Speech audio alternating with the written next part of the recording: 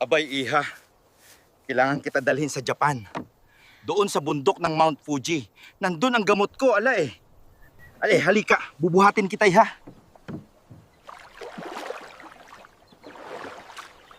Abay, Iha. Dito ko gagawin ang gamot mo.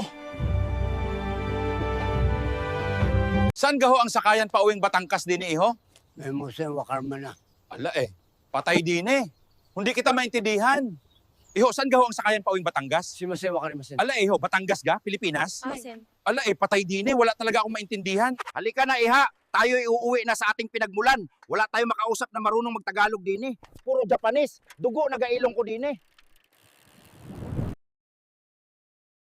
Saan po ba tayo pupunta? Doon kung saan mo makikita ang langit. Ano po langit?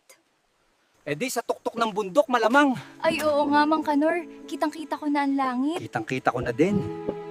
Mang Kanor, palabiro ka talaga. Halika na, hilutin mo na ako.